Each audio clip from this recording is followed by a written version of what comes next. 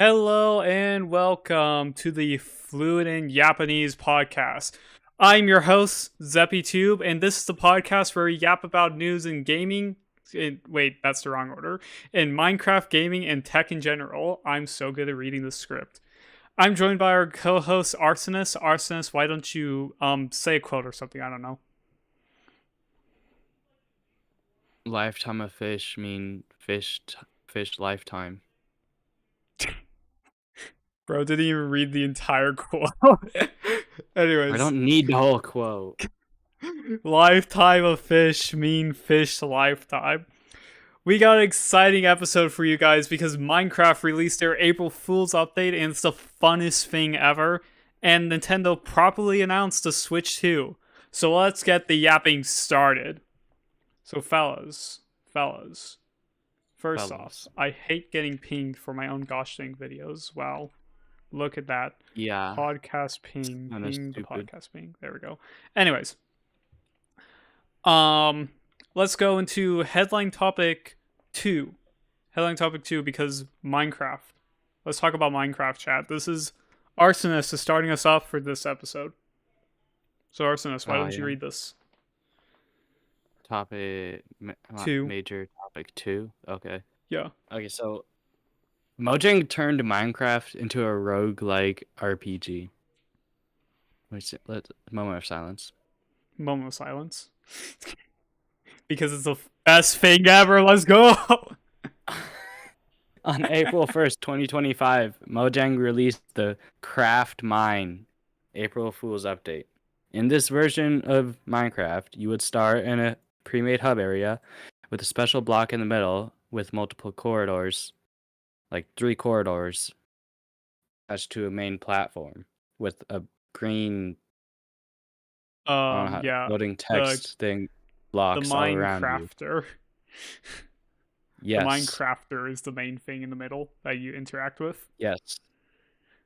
And upon right-clicking said block, it would open a Create Your Mine UI page. With this page, you'd have on the top an option to level up the Minecrafter with your XP, and you'd be able to pick traits from special items you gathered within the mines.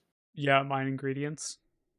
Yeah, mine ingredients, which an example would be stone. It would make all of the default rock instead of being like granite or diorite or whatever. It would make it stone, so you'd actually have, stone to use. Mm-hmm. Or you could add a hostile mob, maybe. Yeah, I'll touch on the stone later. There's a funny thing about the diorite and granite that I'll touch on later, but keep going. Yeah. After you enter the mine, you have a starting platform thing. It has an auto crafter and some pale wood. And the auto crafter, since you can't craft anything in your inventory yet, because you have to unlock it, and the advancement type unlock menu. In order to level up to be able to unlock anything, you can either get XP by killing monsters or mining certain blocks that give you XP, or in this update, which is special, you could mine blocks or gather items, and they have an assigned value number, such as 0.02 for, I don't know, just a piece of cobblestone. Yeah. And then the all more the way up value, to like 7.2 for 4 pieces of cut copper. And the more value you have in your inventory by the time you reach the teleporter and activate it, you would gain insert amount of experience here. I don't know. Mm-hmm. You go into the hub area again, and you gather all the XP, and you'd level up, and each level is worth 1 upgrade point or whatever in the unlock menu, which would allow you to unlock things like inventory crafting, which could give you a 3x3 crafting table like thing in your inventory, so you can just not need a crafting table. It could unlock more inventory spaces because you only start off with your hotbar. You could get faster, start out with tools or lots of stuff, really. Even making it so the more value you have is worth more than if you, like, with learning 1, 2, 3, 4, whatever, you'd get more XP from the value in your inventory. With each mine, they have their own traits and numbers attached to them, and while you level up, the mines also get harder with more traits. Until you beat the game because you're overpowered and question why you ever doubted Microsoft. Yep. Yeah, so Minecraft is now a roguelike RPG. It's very funny. It's actually peak. We played it for 4 hours. Yeah, we played it. So we played it for 4 hours. With a Non-stop. stream with Ramder. Well, I played it for 4 hours with stream with Ramder, and Arsonist joined late. And then I proceeded to play it again for another 4 hours with Arsonist on just us together playing. It is. And we could. Yeah, it's so stupidly fun because we're into Risk of Rain 2, which is technically a roguelike RPG, I believe. I think it's a roguelike. I don't think it's an RPG, roguelike RPG, but it's a roguelike. But we're into Risk of Rain 2, and that game is so fun. So then we started playing Minecraft Mine. This thing is also so freaking fun because it, like, survival All mode is get copper. Yeah, survival mode is like not fun anymore in vanilla Minecraft, and then they drop this and you're like, bro, what the heck? This is vanilla? This is freaking vanilla? This is peak, bro. Yeah, it's literally peak. So Like, go play it right now. If you're listening yeah, to this, stop go play it. play. Literally Modrinth. It's on Modrinth as well. You just enable show advance and enable include previews. Let's see, it's on Modern, it's on Feather, it's on the Minecraft launcher. It's not on Feather. No. It is what? That's crazy. I had to download the jar. Because they have to add their own mods with the Feather launcher thing. Yeah, so I just did create server with custom jar, and I just downloaded the CraftMine server jar. So that's how I made the server. No. But yeah, this update is literally so fun. So yeah, to explain it again, you spawn into a hub world. You have the Minecrafter in the middle. I don't even know if that's the actual name for it, but like that seems like the name for it. We launching this.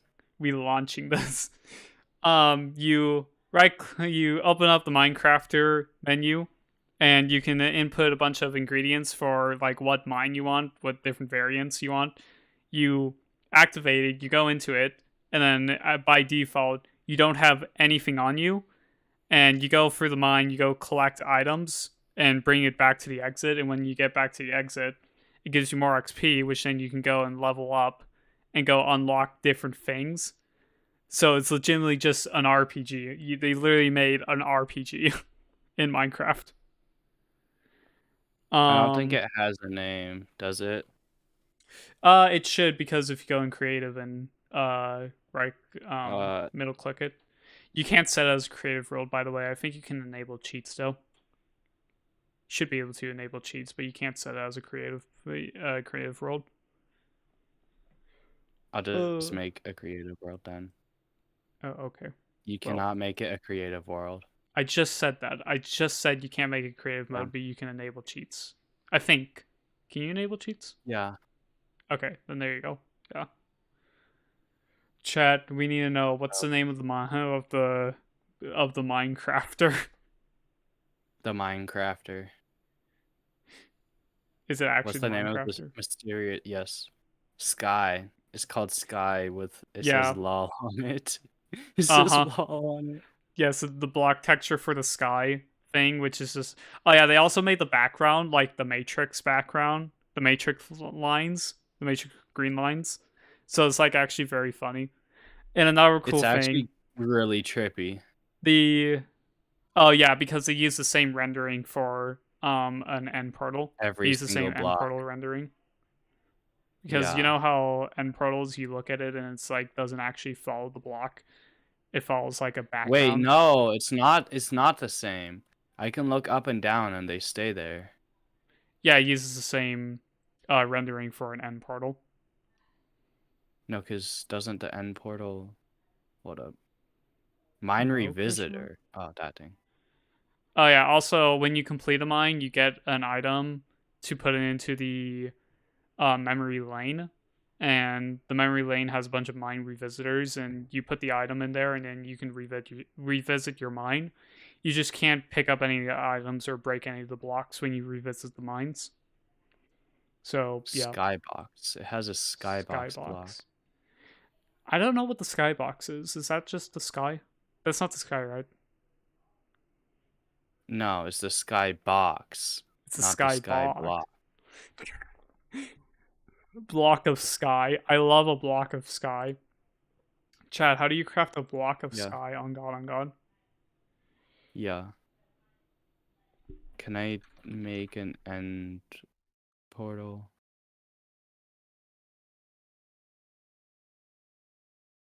Where do I Can you find make the an end end portal? portal frame?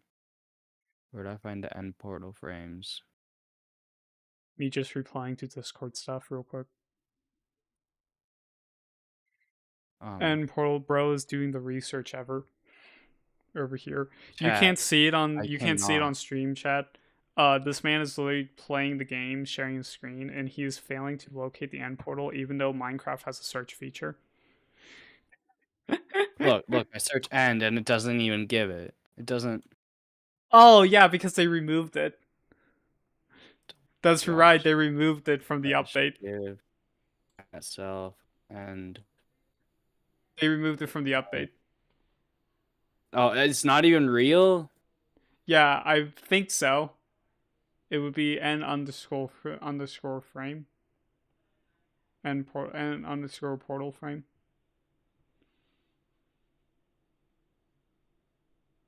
It's not even real. Nothing. It's on God not even real. They actually just removed the end portal from the update. Oh my gosh. That's fire. Oh yeah, so I said I was going to talk about this. So funny thing with the stone. We were playing when I was playing it with other people, also with Arsonist here. There would be times where we had rolls and they were only granite or diorite, or tough. Turns out, in this update, they made it so tough, granite, diorite, and endstone can all be used as variations for stone. Which means so it doesn't even matter if you use the stone? Yep. Oh my gosh. Phoenix IC made a video on this. That apparently, for this specific update, they changed it and made it so it doesn't even matter which stone variant you get. And you can just use any of them to craft stone stuff. Chat. Like he literally went into the code for how it functions, and that's it. It's on God, just that's it. Oh, and it has this silly resizing text thing as you enter a mine that starts Oh yeah, shaking. when you enter a mine, it says entering mine in like 8 seconds, 8 to 1 second, and then every second it counts down. The text How gets did it turn bigger. me back into survival? Cause yeah. That's disturbing. Also, I have no idea how many rolls this generates, because as far as I can tell from looking at the wiki, this doesn't actually have a set number. Which, if that's true, this is technically bigger than the 20W14 Infinite update, which was the Infinite Dimensions update, which was actually not. It was only like 18 quintillion dimensions or something. Wait, couldn't you just add different? No, because you have way more traits that you can change. Huh? You have way more traits you can change on the world. Yes. And the other thing is, whenever it generates a roll, it generates it as another folder that's level 1 to whatever you do. So, from what I can tell, I don't know, but it should be infinite rolls for this one. Truly infinite. I don't know. I'll have to check the wiki. But yeah, funny awe infinite. Is there anything to talk about more on this? Anything else? Oh yeah, there's an achievement. When you max out the leveling, when you max out your leveling stat, learning stat, it gives you the achievement Sigma grind set. Stupid. It's stupid. It's so stupid. Anyways, yeah. Is there anything else to talk about on this? Did we talk about it all? The fact that copper is literally the most overpowered. They gave a purpose to copper in this update. Oh yeah. So we found a strategy that copper is actually really valuable. It's really broken. So a single block of copper isn't like 1.2 value. Yeah, probably something. So like that. A single block of copper is 1.2 value, but if you take a what's it called, a stone grinder? Yeah, stone grinder. Stone cutter. Stone cutter. If you take a stone cutter and make it into a cut copper, it gives you four, oh my gosh, it gives you four of them for one block. Oh, it actually is 1.2. I'm too good at this. It actually does count as freaking stone. I got the Stone Age achievement. Oh. It's cooked. Yeah, it's so stupid. It's cooked. It's so stupid. Anyways, what was I saying? Oh yeah. So if you take a block of copper, which is valued at 1.2, and then put it into a stone cutter, and then make it into cut copper, it gives you 4 of them for one block, and 4 of them is worth 7.2. So it's actually broken how much money you can make like very quickly in some of these. Like, since we played copper it. also drops like 5 bajillion pieces of copper per time you. Oh yeah, that too. And copper is very just plentiful. So we played it for like how long? Like 20 minutes for the first level, like first stage. 20 minutes in, got a bunch of cut copper. Went to the exit. Both got like 200 levels. On stage 1, we got 200 levels each. Stage 1, on only 20 minutes, we got 200 levels each. Like, it's actually broken. It's actually freaking broken. Now, I say this, also, but Arsonist, you all better not be listening. You better be playing this update already. Arsonist, we missed something that Small Ant did in his playthrough. We missed a very valuable strat. If you upgrade the dirt thing, it makes the value of dirt go up and also allows you to insta-mine dirt. So at some point, the value of dirt matches a block of copper, and you can insta-mine it. So we missed this. We missed this, but Small Ant found it. That if you just max out the level on dirt. I haven't tested it, so I don't know what. Yeah, that. So, probably just give yourself a bunch of levels and level up the dirt all the way to max. Dirt connoisseur. Yeah, all the dirt stuff. XP add Arsonist 1,000 levels. That's the command. 1,000 levels. And then go upgrade your dirt. Just the dirt all the way to the maximum. Dirt connoisseur. And now you should be able to insta-mine for 0.6. Oh, 0.6. So it would be a stack that's worth that much. Okay. So I was wrong. But like still, you can you can also eat dirt now. I'm not joking. You can eat dirt now. You should be able to insta-mine dirt with your hands or with dirt. I forgot that thing. That thing. Can you throw it into the fire? What are you doing? I cannot. Oh, and you also spit out dirt every once in a while. Yeah, because dirt slips out of your hands. Anyways, yeah, this update is actually like really fun to play. So everyone, go Oh yeah, play, you do instant line go play the best Minecraft update since like what? Um, since it came since, out. yeah, since the game came out. Chat, Um, it's actually cooked. it's actually cooked. You should be eat dirt real quick. Eat the dirt. Eat the dirt. He's just eating That's dirt over it here, actually chat. gives too much. It actually gives too much It's hunger. actually too For, peak. It's actually too peak. this is like literally steak. All right. Anyways, is there anything else to talk about, fellas? About how we're seeing the Minecraft movie. No, on the gosh thing topic. That's a different Too topic. bad. Too Oh, bad. okay. Well, I guess we'll just do that topic real quick. Minor topic 5. Minecraft. You still need to write 2 topics in here.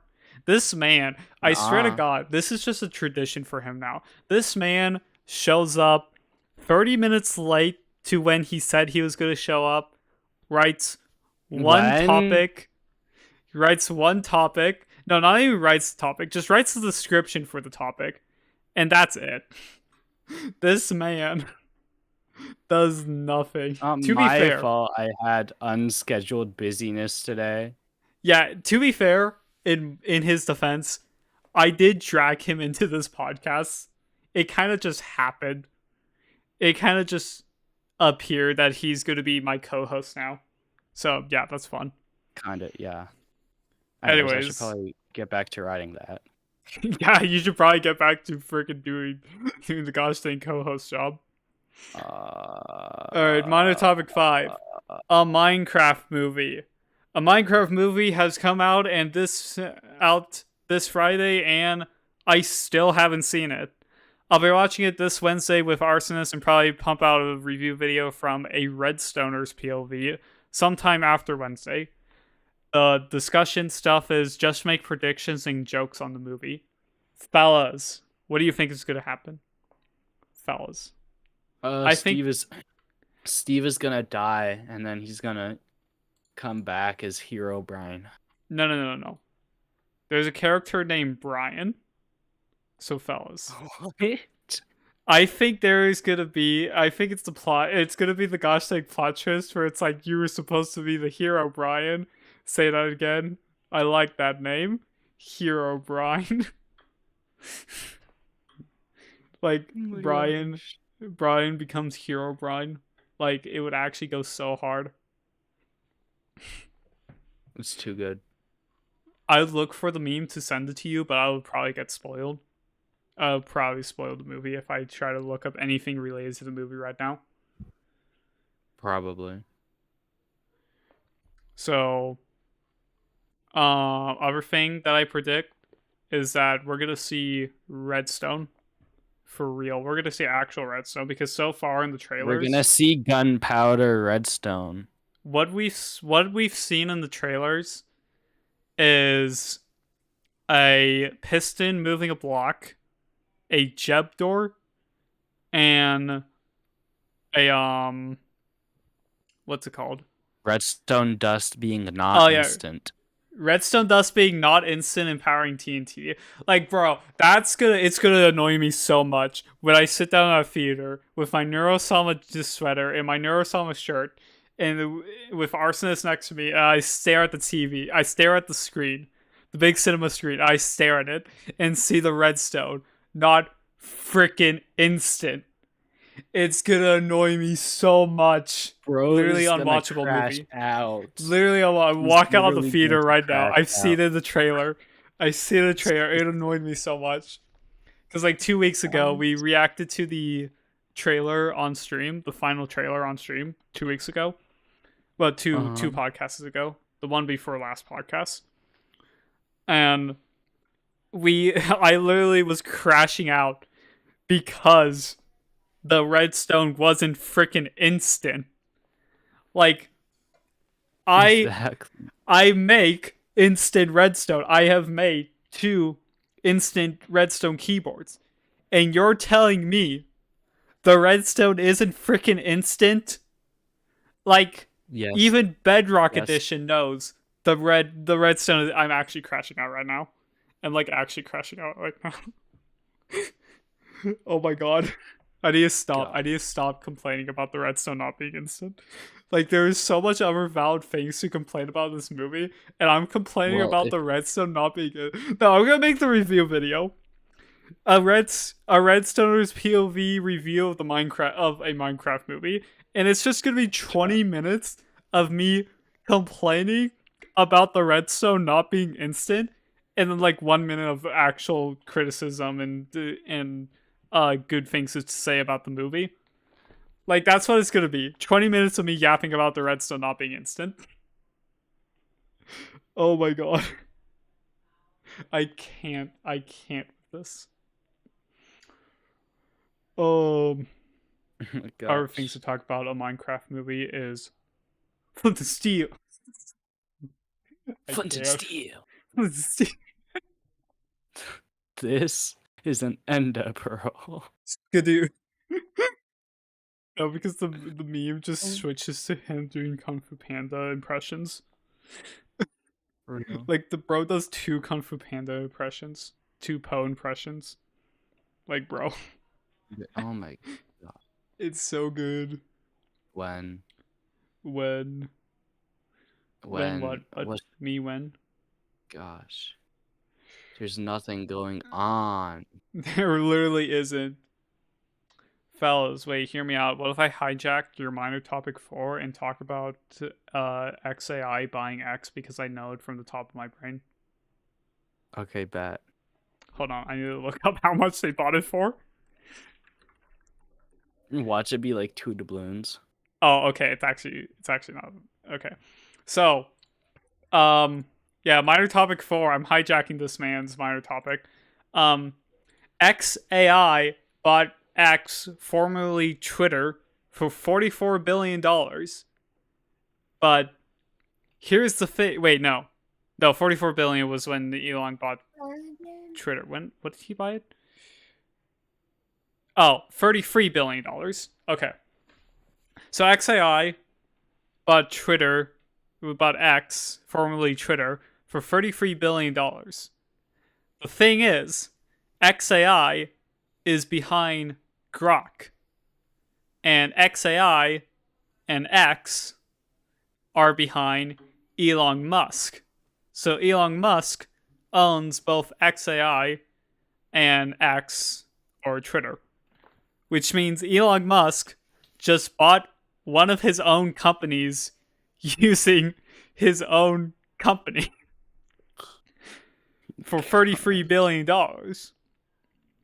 Now, the funny thing of this is it's actually the smartest move he could make. Because here's the thing. Grok is not part of Twitter. Grok is a separate product from Twitter.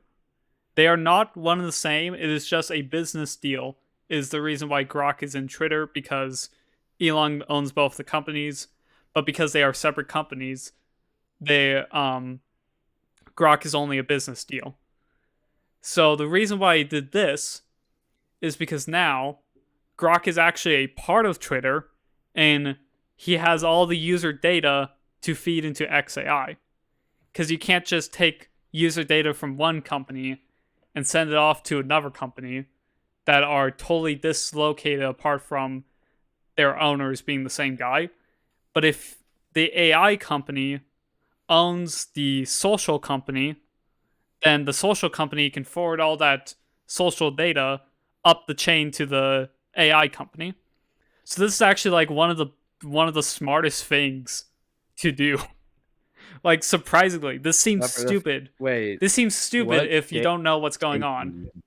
But if you know what's going on, this is actually really smart. Anyways, what are you saying? Damn.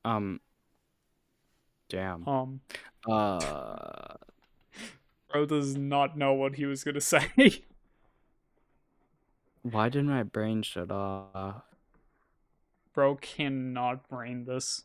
Bro actually Okay. cannot just brain What this. data Bro. is he getting from the social platform thing? put on it? I don't know, but probably more than it was already able to, because Grok was already able More to than probably Facebook? more than publicly available. That's what I'm gonna say. It's probably more Or than publicly available, because how Grok worked is in its search results, because it was up to date data and you could just search the web. How it searched Twitter is it would just search posts on Twitter, just find a bunch of them and make a summary of like it. So like if I were to ask, hey, can you tell me news about a Minecraft movie? Can you summarize it? It'll go look at like 10 different posts on Twitter and then summarize it all. The thing this can do now is that it could probably like look at what I reply and like to, and like make somewhat of a more personalized chatbot for the individual users. That's so probably what this is going to allow. basically, it's a gimmick. Somewhat. This just makes it easier Kind of. for Elon to do It's also whatever gonna he wants. probably make it more human-like, able to talk, Yeah. text, This whatever. it's just going to make Elon be able to do more stuff without worrying about privacy, because like being able to merge the two companies into just one asset is just a really smart move, honestly. It's like actually a really smart Yeah. move. Because, Yeah. yeah. Should have bought it for 2 doubloons. He should have bought it for 2 doubloons. I don't even know. Like, why did he buy the company? Why didn't he just merge the company? Am I crazy? Because silly goofy, Am I crazy? Or would it just been better for him to, like, buy Did the I company tell for, like... you? Oh, wait. Oh, I'm you know what this does? This just values Twitter at a higher cost. That's all it does of him buying it. It gives the AI company more user data and more leeway to do stuff. And it also makes the value of Twitter go up because he bought it for more money. Okay, that's what it does. Gosh. Got it. So it makes the value... Okay, it makes the value of his AI company go down, but also go right back up. And it makes the value of Twitter go up. Okay, got it. So this is actually like the smartest play. This man knows how to do business. Wowzers. So, anyways, yeah, Elon doing Elon stuff, I guess. Is there anything you want to add to that?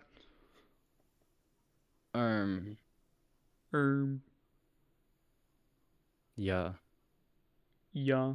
Proceeds to say nothing. Yeah. Mm-hmm.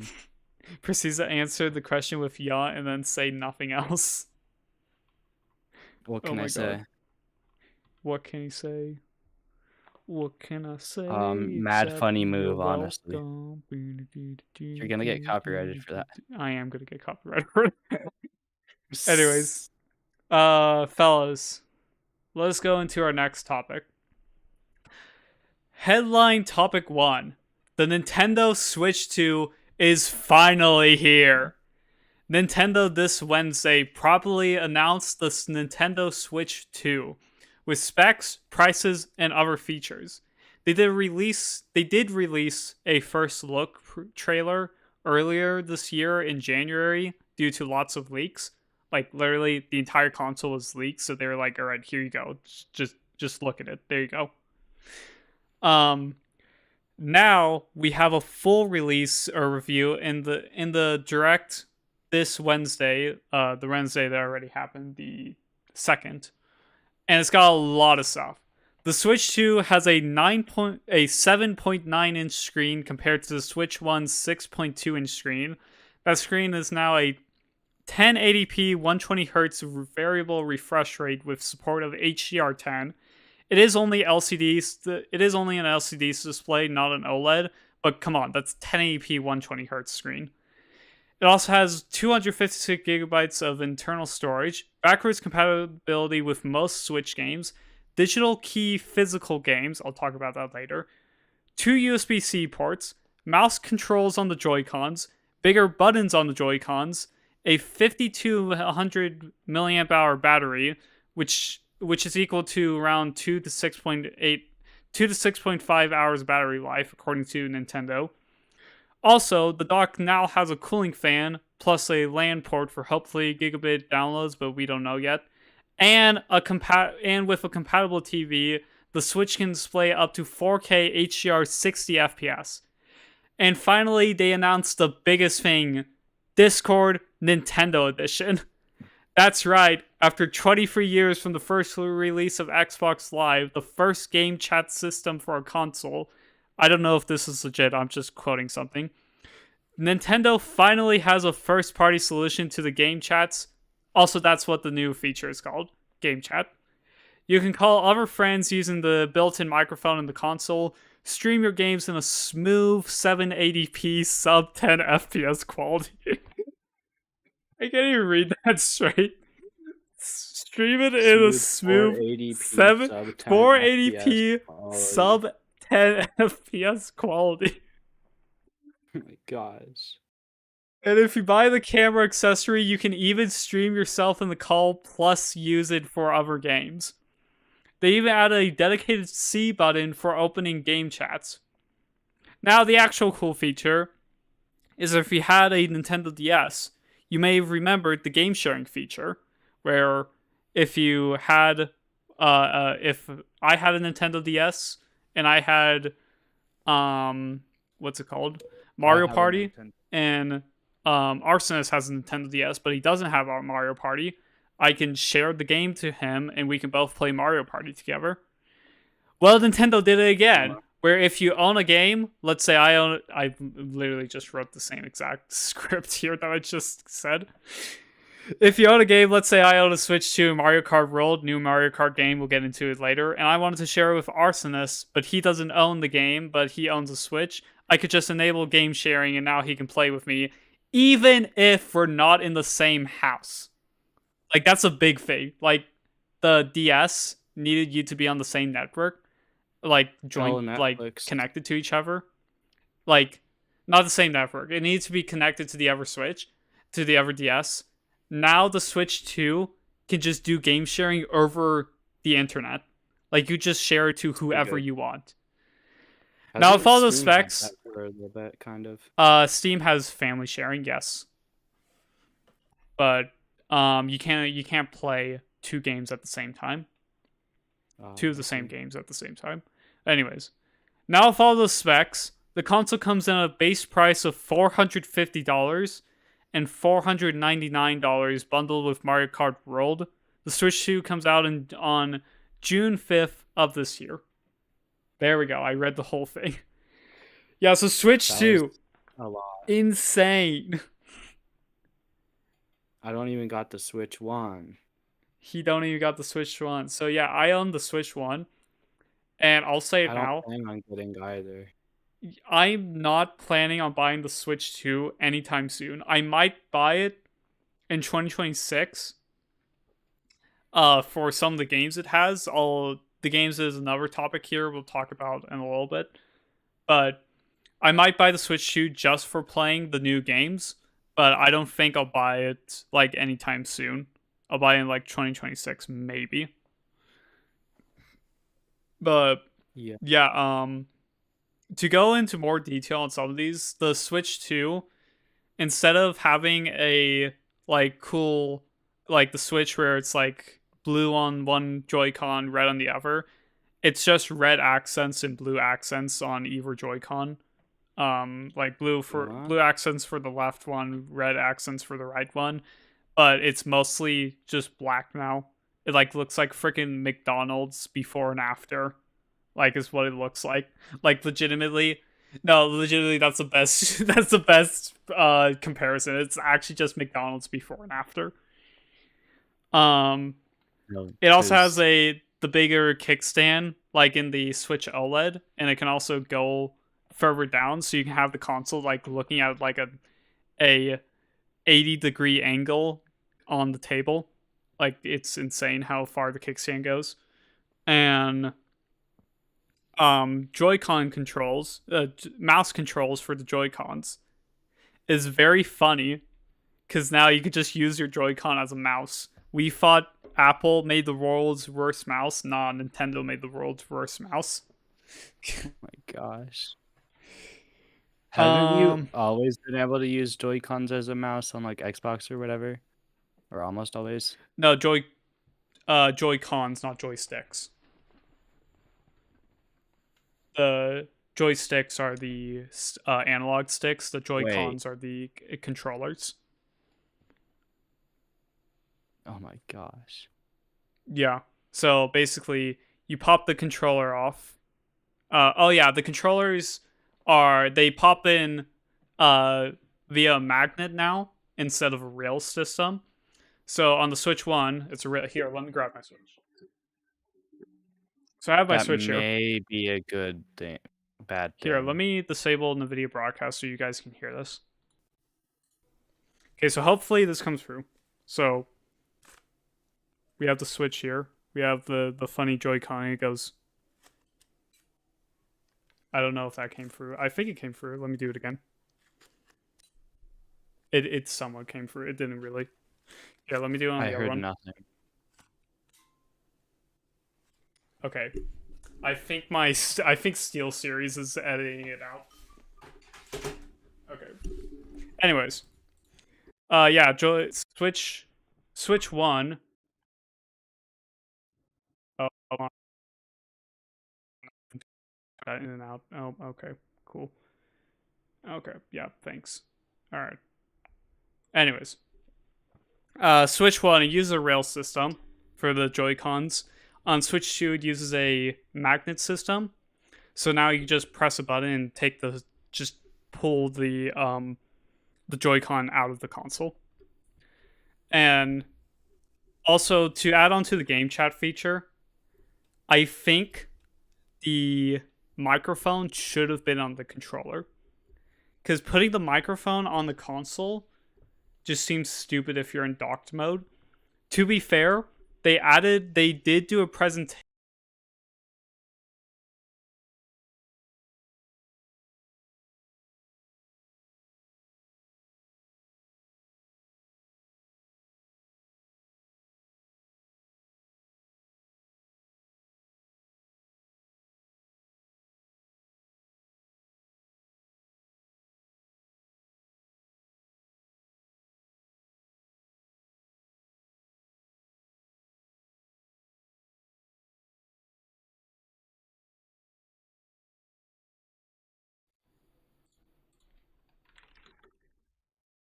Huh? Damn. Fellas. Oh, we're back. Okay. Fellows. I think Bro, you Steel just went Series silent. I think Steel Series killed itself is what happened. All right, that's Probably. fine. Anyways, where did I get cut off at? It was. Yeah. Was I still talking about the rail system, or were I talking about the microphone? You were talking about the microphone. Okay, yeah. So, I think the microphone should have been on the Joy-Con because putting it on the console seems not like a good idea if you're in dock mode. But to be fair, they did show off a little presentation showing that it should work fine on docked mode if you're sitting on your couch and you have the system docked at your TV. And they also showed off that it should do noise removal if there's like a blender or a vacuum cleaner in behind you or like in front of you. It should still be able to pick up your voice. So Too good. Hopefully they can do that. And another thing, right, I think they will be able to, is because the Switch 2, like the Switch 1, will be powered by NVIDIA GPU. And that is how they're getting away with being able to do 4K 60 on this console, because they're using it's confirmed that they're going to be using DLSS to be able to display onto 4K TVs. So it's probably going to be 1080p DLSS up to 4K. But even at that, DLSS is like really freaking good, and it's going to be the DLSS 4, so the newest one. And DLSS 4 looks like how hard actually is it really to good. tell DLSS from non-DLSS? If you weren't pixel peeping, which is when you look like straight at the screen, like an inch away from your monitor. If you weren't looking an inch away from your monitor and just like in a slow pace game, even at like fast paced games, it's not that noticeable. Like you basically couldn't tell. If you're playing like, So it's good. let's say you were playing like Red Dead Redemption, and you're just walking around enjoying the scenery, you won't notice it. You just will not. Even if you're like in a fight scene, you will not notice it, probably. Too good. Frame generation is more noticeable, but I don't think they'll be using frame generation here. I don't think they'll be using frame generation to hit 1080p 120, but they will be using DLSS to at least hit 4K 60. Which I'm fine with. I'm totally fine with using DLSS because it looks great. DLSS looks amazing. You almost can't tell. So I'm totally fine with using DLSS for 4K 60, but if they're using frame gen for 1080p 120, we're riding. We're actually riding. Fellas. Now, the other cool thing that I'm hoping that NVIDIA releases is the NVIDIA Shield 2 Pro, because oh my god, we need a new NVIDIA Shield. Like, I want to get my family, they want to get a NVIDIA Shield because it's just an Android Shield TV box basically, and we have Samsung TVs. Well, not my TV in my room, but my TV in my room is LG, but everyone else has a Samsung. And Samsung's OS is the worst freaking TV OS you can ever have. So we want to get a NVIDIA Shield. The issue is, the NVIDIA Shield Pro came out like, what, 7 years ago? NVIDIA Shield Pro release date. It came out in 2015. It's 10 years old. The NVIDIA Shield is 10 years old, dude. Like, legitimately, we need a new Shield. We need the NVIDIA Shield 2. Because, like, the NVIDIA Shield 1 came out 10 years ago.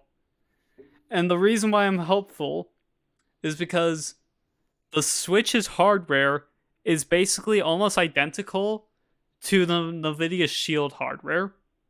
Like, it's almost the same freaking processor in the NVIDIA Shield to the Switch. Also, the reason why the NVIDIA Shield is cool is because it does upscaling and gigabit LAN, and it runs on a fast CPU, so you can actually like do things on your TV using the NVIDIA Shield. That's why those things are cool. On it? Huh? Can you do video editing on it? No, but you can run a NAS server and use it as a processor. Oh my gosh. So you could get a JBOD, and a JBOD is just a bunch of disk is what a JBOD is.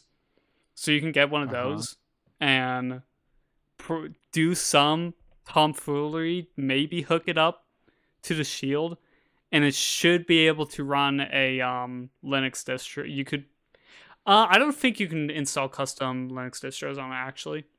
You can use it as a Plex server, I know that. You can install a Plex server and hook it up to some like external hard drives, or hook it up to a NAC. No, what you would do... That moment when the whole concept of Plex is literally illegal. Yeah, okay, so I was talking to Arsonist on this because I saw Linus talking about this on the LAN show, and I have a Plex server at my house, and we do buy actual movies for it. We purchase 4K movies, we digitize them, and we put it on the Plex server. The thing is, Linus brought up this point. The entire concept of Plex remote streaming is like absolutely illegal. Because if you think about it, I give Arsonist. So here's the example. I give Arsonist access to my Plex server. He can watch it from his house. I buy a movie. I buy, what example? I buy Dumb and Dumber. Dumb and Dumber. I need a simpler movie name. I buy Shrek. So I buy the Shrek movie. I put it on my server, and I give Arsonist access to watch movies from my server. The thing is, when you buy a movie, you only get the legal rights for you in your eyes to see the movie, or for you to watch it in your home of where you live and purchase the movie for your eyes, or any physical thing of it. But anyways, something around those lines of where the legal rights is that you own the movie. You can't give it to somebody else for them to watch the movie because only you own the movie.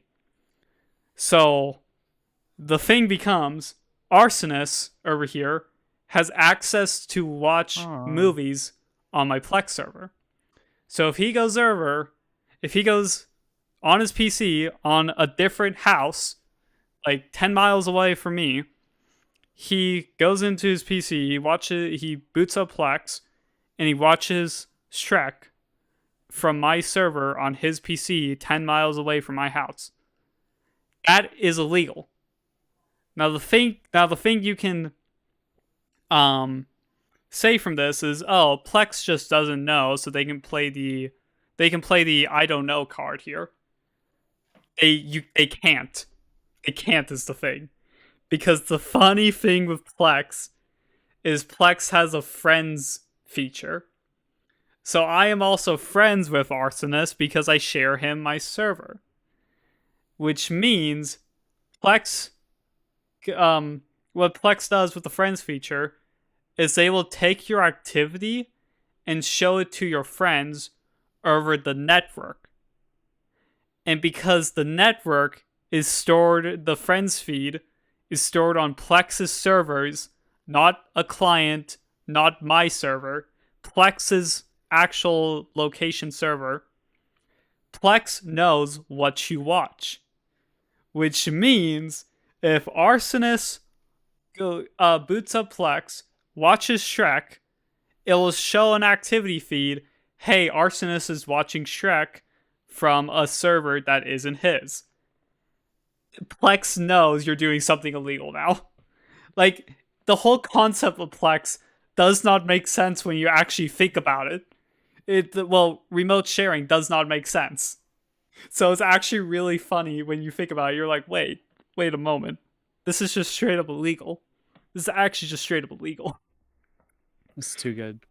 Yeah, it's too good. So yeah, Linus was talking about that on the WAN show, and I told it to Arsonist, and I just retold the story here. So it's very funny. Also, another thing you shouldn't do is admit to a crime on camera, but I guess everyone just admits to a crime on camera nowadays. So honestly, who doesn't? Honestly, I was about to say something, but people are recording their crimes nowadays. I was about to say something, but that would have gotten me demonetized. Sad. Even though it was about to be a joke, it would have got. I should have said it anyways. Anyways, should I do minor topic 3 or 1? I should probably check what minor topic 3 or 1 is. I should probably do minor topic 3 because it's still on the topic of Nintendo. So, going with the topic of Nintendo, let's go on to the next topic. Games galore presented by Nintendo. In the Nintendo Direct this Wednesday again, they announced a lot of games.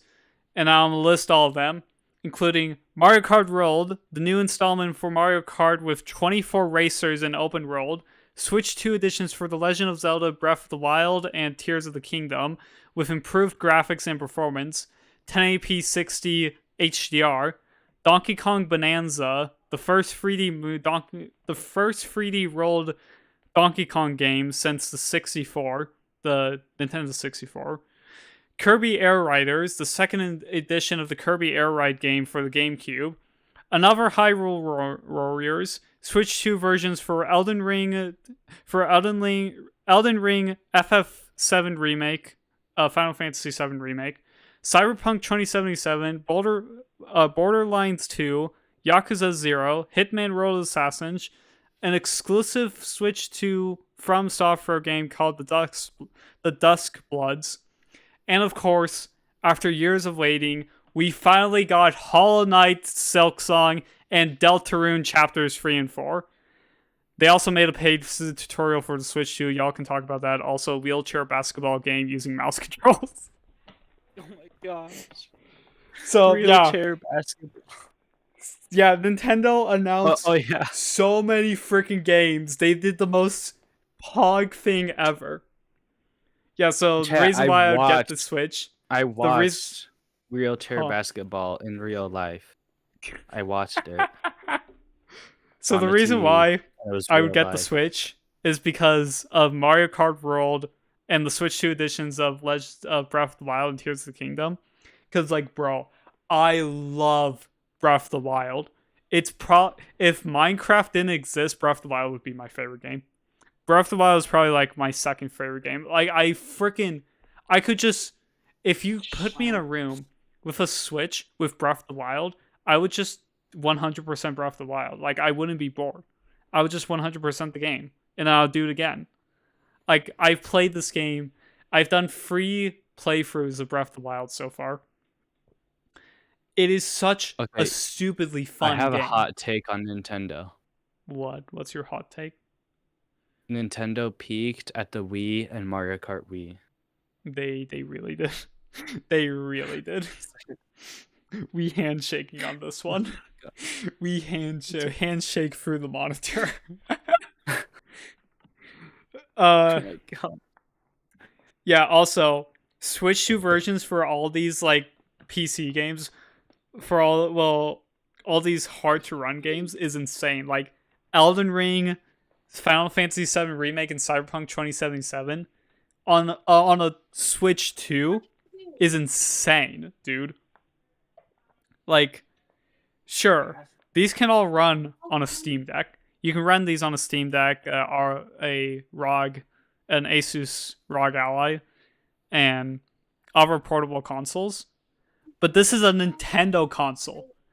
We don't have Elden Ring for the Switch. We can finally play Elden Ring on gosh dang Nintendo hardware.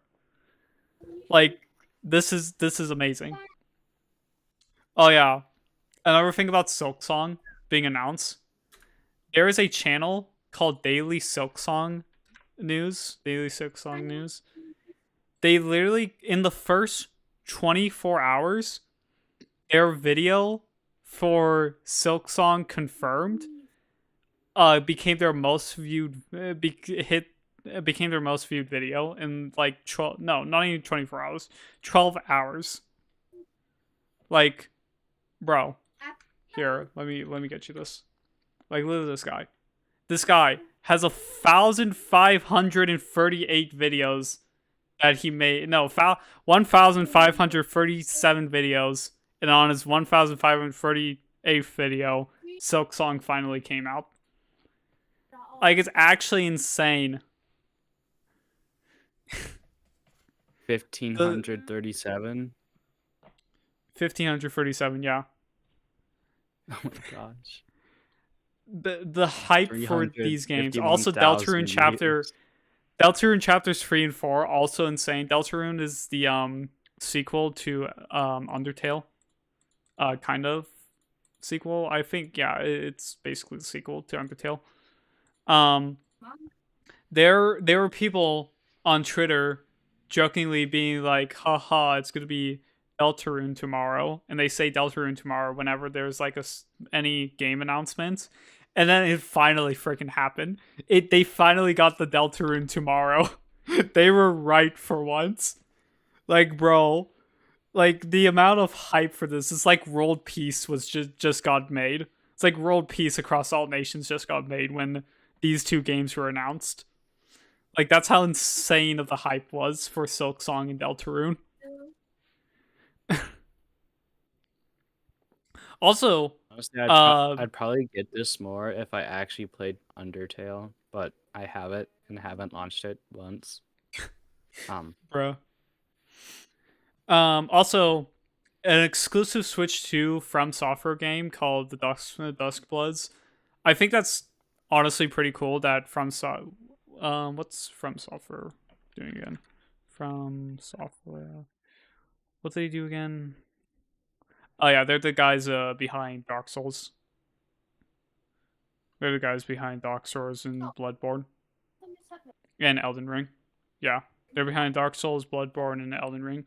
So, From Software making an exclusive Switch 2 game, they are capitalizing on the hype train for the Switch 2 with this one.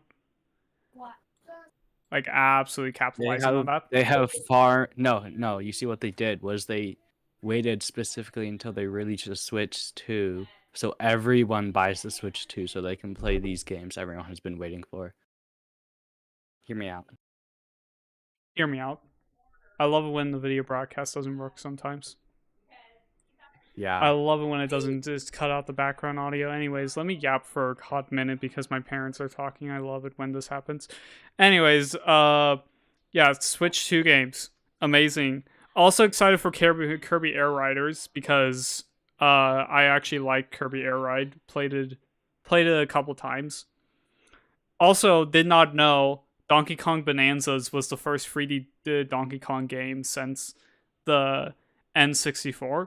Because I was like, wait, I thought Donkey Kong Country was Donkey Kong Country Returns for the Wii. Donkey Kong game on the Wii. What was it?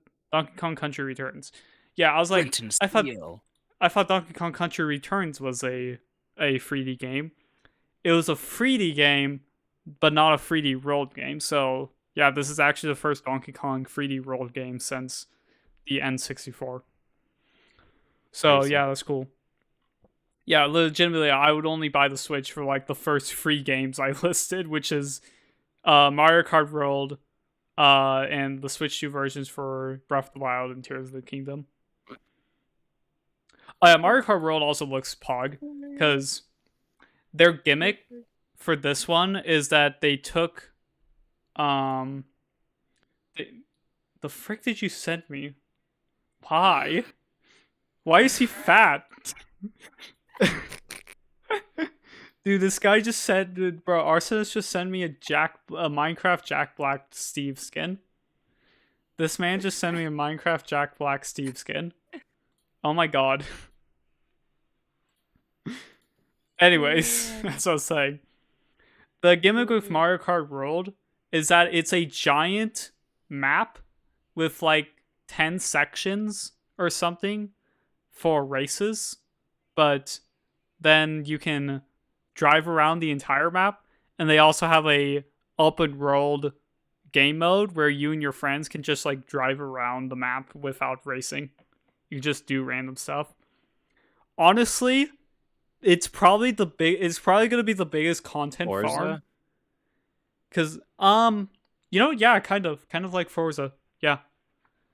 This is probably going to be like one of the biggest content farms because the amount of like hide and seek videos or like exploration videos that are going to come out on this is going to be insane. I bet you right now Point Crow is going to make 3 videos playing it vanilla, 2 videos with challenges, and then another 5 videos with mods and also challenges. I don't even know who that is, but like that's probably 100% accurate. Point Crow is a streamer who plays a bunch of Nintendo games. Specifically does a bunch of like modded and challenges for like Breath of the Wild. So yeah, he's probably gonna make a stupid amount of videos on Mario Kart World because of it having open world and multiplayer open world. Like, bruh. The amount of hide and seek videos, I swear to God. Anyways, shall we move on to the next minor topic? Yeah. That's one of yours. Which ones do you want to do? 2 or 6? Do we want the drama ever, or do we want the drama ever? Do we want the drama ever? They're both freaking drama ever, both related to anime as well. Oh my They're god. literally both related to anime. Like one is like a little bit less, but like, bro. Oh my god. Bro. Let's do Let's 6 do. then. Okay, let's do 6. Whatever. So Crunchyroll took Toradora off of their list without warning. Bro. Yeah, why? Yeah, why? In the US right now, at least where we are, and all the streaming services that I know, there is no legal way to watch Toradora. Like there just isn't. It's a peak anime. Like actually peak. Like, Fortunately, I have a way to watch it, but we don't talk about that. hold on, Yeah, let me commit a quick funny peak real anime. quick. Oh my god, it isn't on the server. Oh, I was gonna It's send you not the on the Plex. server. I was gonna send you the Oh Plex my link. gosh. We still have it, but I was gonna send you the Plex link Oh because it would be mad funny. my gosh. No, because it's actually Anyways, a peak anime though, and they just yeah, removed it. They're just like, you know what? Nah, let's not yeah. I keep think this. Crunchyroll and Netflix have done this in the past, where they'll just take an anime off their site without a warning. Usually, Yeah. it's because of ownership and Yeah, probably. partnering. Because like, Expiring what's the contracts and all that. yeah, expiring Streaming right. Toradora. What were who was behind the anime?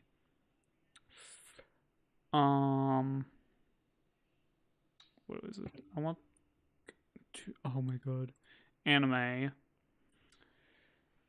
2000. This thing's older than me. This thing's old. Anyways, That's crazy. frick.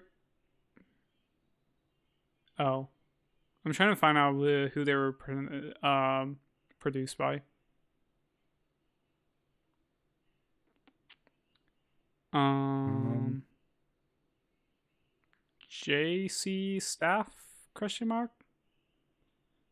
and produced by the was licensed animation by studio JC Staff. Yeah. oh okay. Yeah, anyways, usually because of this is because of anime coming off of sites is because like contracts just expire and then they don't bother re-updating it, or like they just void contracts and then they just have to take it off the site. Doing it without warning is pretty just like bruh, but really there is like nothing legally they can do. Like they if like the team behind Toradora, well the publisher behind Toradora came over to Crunchyroll and was like, "Yo, contract ended, remove it from the site." Crunchyroll doesn't need to give their users like 5 days to watch all of the anime again with a warning. They can just remove it if they want because the contract ended. If they left it up there for another 5 days, then the contract is ended and you're pirating anime technically. So Yeah. yeah, it's pretty messed up. Um, the issue with this is because there's no other way to watch it now. It's like it's not on Netflix, it's not on Hulu, it's not on Prime, it's not on Crunchyroll anymore. Like You have to it's sail the 7 seas. yeah, you have to sail the 7 seas. Let me get the quote from Gabe Newell. What? Piracy quote. So there's a quote from Gabe Newell here about piracy. The easiest way to stop piracy is not by putting anti-piracy technology to work. It's by giving those people a service that's better than what they're receiving from the pirates. Yeah. It's a very good quote of how to stop piracy. Is just give them a better service than what you can give from pirates. But like when we have contracts just ending and getting the anime just taken away from any way to watch in the West, when you're like forced to just use VPNs and go to like Netflix Japan via VPN, and even at that, Netflix is trying to. I think Netflix did stop VPNs from being usable. So you can't even like use VPNs to access like Netflix Japan. So Basically, they just really don't want you to watch movies. They just want your yeah, money. it's They pretty don't messed want up. you watching. It's actually It's kind pretty of messed crazy. up. It's kind of crazy, you know. Crazy, I was crazy ones. Chad, we're gonna finish off the Everminder topics and leave the headline topic for the last thing. That's what we're gonna do this Oh episode. yes, We're gonna mix it up because the headline topic mix is it gonna up. take like the rest of the episode because Oh it's my actually that god. long. Oh Anyways, yeah. yeah, give the pirates give this people a better service than what the pirates are presenting is the easiest way to stop piracy, and don't do stuff like this because this just makes you want to pirate anime more.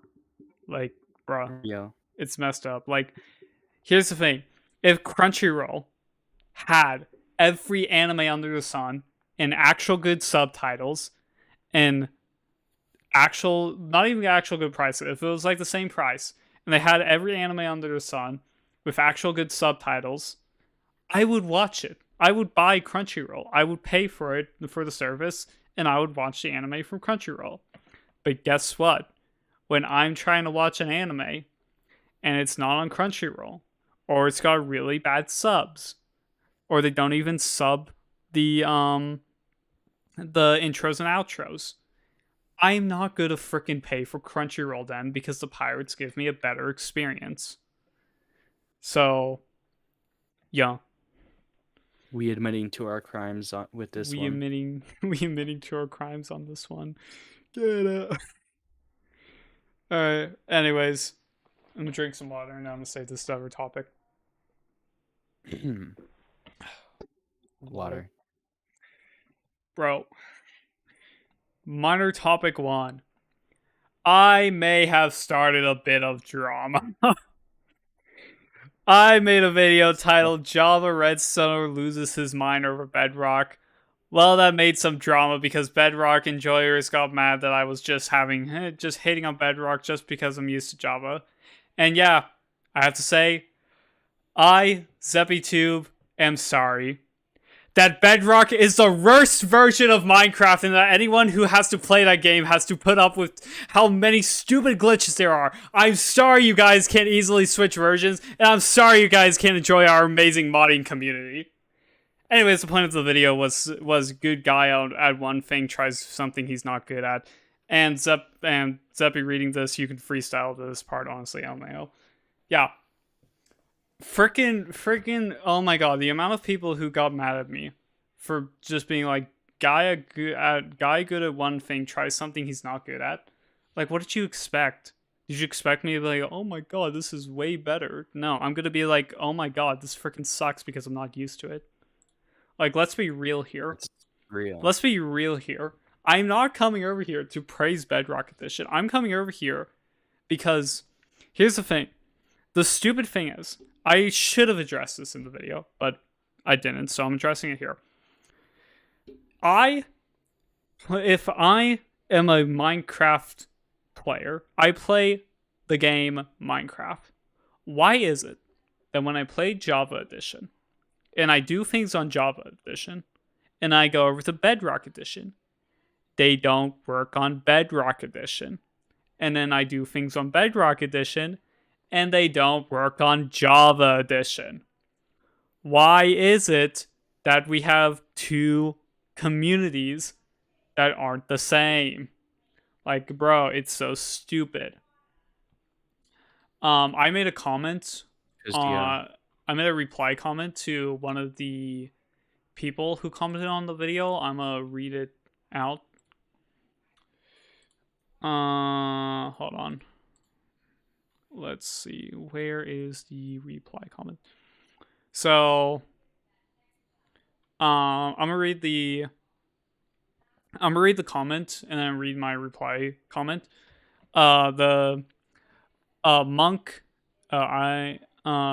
monk here says, "Yeah, no, Bedrock Redstone is better. I tried just doing a simple sugarcane farm and then a simple remote piston system, and it immediately all goes to because people wanted Pistons to keep its buggy code that is reused from doors. It makes zero sense, and they should add a quasi piston that is janky and a normal piston that functions like a regular thing. Plus, you can push chests with pistons. And I reply, I don't make a point of this in the video, I should have mentioned it, but this is mostly a guy who's good at one thing tries a thing he's not good at video. However, it shouldn't be because they're both Minecraft.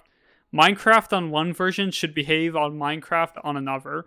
So why is it that the OG Minecraft, Java, not all of its features are in Bedrock, and why does Bedrock have bugs that are objectively worse? Randomness, time traveling on single player, a worse UI, and microtransactions. Again, I don't make a point of this in the video, but it's stupid that we have two Minecrafts, but they're not the same, and we have to specify which one we're using, and going from one to another is annoying. Legit, like switching from Android to iPhone. Like, yeah. Okay, but like, hear me out. Hear me out. Some of the issues is probably because Java Edition is in, Java, and Bedrock Edition is in C# or C++. C++, something like I that. believe. What is It's in a Bedrock completely different coding Edition language, which coded by in? itself shouldn't C++, matter all yes. that much. It shouldn't matter all that much, but also, one, they have to make it work over multiple versions, and two, or not versions, over multiple platforms, and two, it was the new and improved version of Minecraft that doesn't have all the bugs and glitches that, well, I say bugs, but they became features on Java, and they can't change that, because then the Java community would be like, bro, what do you do that for? Quasi connectivity is technically a bug on Java because it was reusing code from the door, but it became a feature because it's really nice to use sometimes. So it's technically a feature now. Button and then blah blah blah blah. Insert all this stuff here was technically a bug at the start, but then it became a feature because they didn't change it soon enough. Yeah. And then Bedrock Edition, being the newer version, just tried fixing all that, which made the two things different. Yeah. And the issue is, if you're going to fix a bug on one version, why don't you fix it on the other version? Or if you're going to keep the bug on one version, keep the bug on the other version. And then the even better thing is, why does Bedrock have freaking time traveling on single player? Why does Bedrock have servers on single player worlds? Servers in single player worlds? No, that's a good thing. I think Bedrock single player worlds are run as a server. That's the same with Java. So basically, how Minecraft works. No, because you literally pausing on a single player world on Bedrock does nothing. Yes, but let me explain this. How Minecraft works is when you boot up a world, when you boot up Minecraft and you boot up a world, it launches both a server client and it launches the server and the client. The server is there to run the world. The client is there to also run the world and to render it. So when you're in single player, the client and the server are like one of the same, but there is technically a server running in the background. You can't port forward it or anything, but unless you can open it to LAN, that's the only thing. That's how LAN works, is that you just open it to LAN and other people can connect to the server. But there's a server running in the background that just runs. So when you join a Minecraft server, like on the multiplayer tab on Hypixel, you have the server actually running the server client, and then the client on your PC only running the client.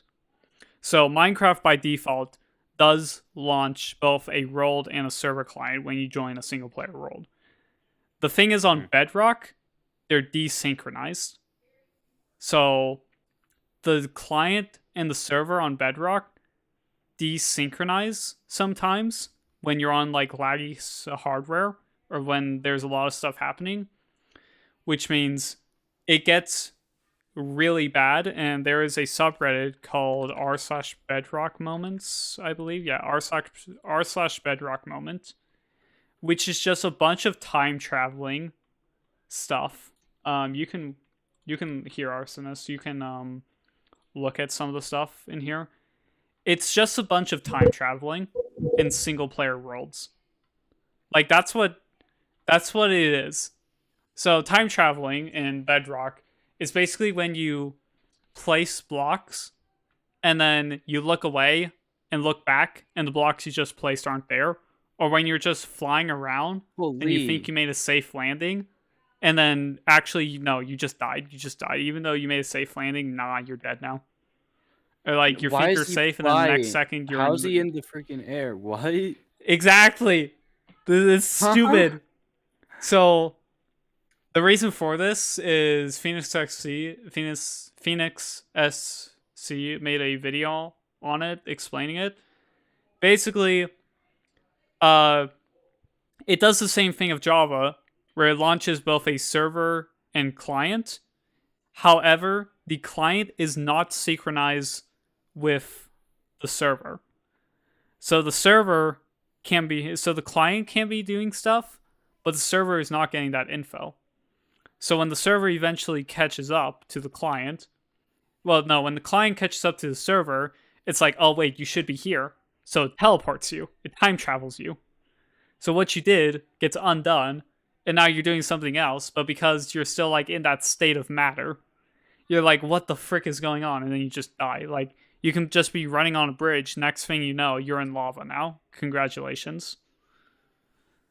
Like, that's how bad the time traveling bug is on Bedrock. Like, it's actually so How bad. does the teleporting thing go then? So how that teleporting is mostly due to elytras. It does happen on other stuff, but it's mostly an elytra bug where it's just desynchronization. So you're flying around, but the server doesn't see you flying. It thinks you're somewhere else. And because it's trying to catch up with the client, when it does catch up, what happens is it'll either teleport you to the lowest block below you where the server thinks you should be, or it teleports you back to where you were. But because you're on a elytra, it keeps your Y value and your speed, which means if you're 200 blocks up and you get teleported back to 100 blocks, you just took 100 blocks of fall damage. So you just die. Or if you're on a elytra and you're trying to make a landing from like 50 blocks up, but you're going into it pretty hard, but then you stop and you're like, oh, I made a safe landing. 10 seconds later, nah, you hit the ground too hard. Yeah. So, like, I want Bedrock and Java to be the same. I want them to be the same. But when Bedrock has game-breaking bugs, and Java has bugs that aren't fixed, or bugs that aren't the same bugs on Bedrock, and Bedrock just has worse bugs in general. Also, the It's UI just... just looks sucky. Yeah, It the UI just also sucks. looks I mean, I bad. get it for like console. It's like console built, but it just sucks. Yeah, but Like like, it's just make it a different. Just add different UI options. Give me different UI options. Like, come on now. yeah.